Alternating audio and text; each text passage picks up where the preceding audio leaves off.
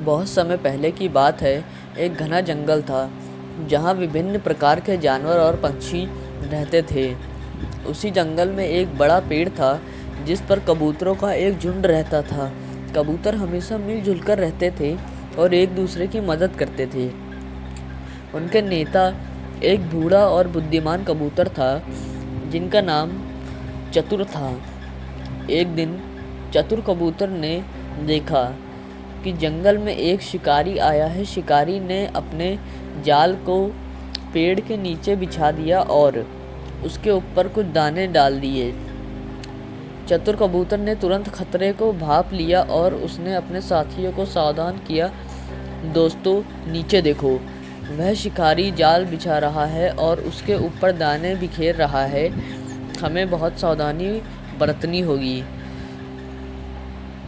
सभी कबूतर चतुर कबूतर की बात सुनकर चौकन्ने हो गए, लेकिन कुछ युवा कबूतरों ने उसकी बात को अनसुना कर दिया और बोले, अरे हमें क्या डरना, ये दाने बहुत स्वादिष्ट लग रहे हैं, हम इन्हें खाकर आते हैं।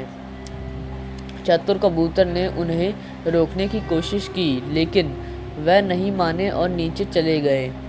जैसे ही वह दानों को खाने लगे, शिकारी का जाल बंद हो गया और वह फंस गए। अब वह सभी कबूतर मदद के लिए चिल्लाने लगे।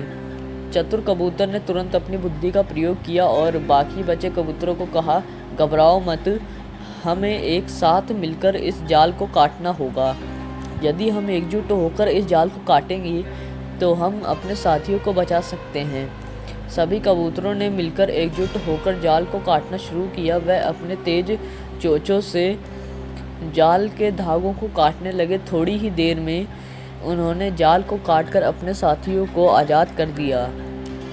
सभी कबूतरों ने चतुर कबूतर का धन्यवाद किया और कहा, आज हम तुम्हारी बुद्धिमानी और हमारी एकता के कारण बच गए। हमें सब समझ में आ गया है कि मिलजुल कर रहना कितना महत्वपूर्ण है। चतुर कबूतर मुस्कुराया और बोला, याद रखो, एकता में बल होता है।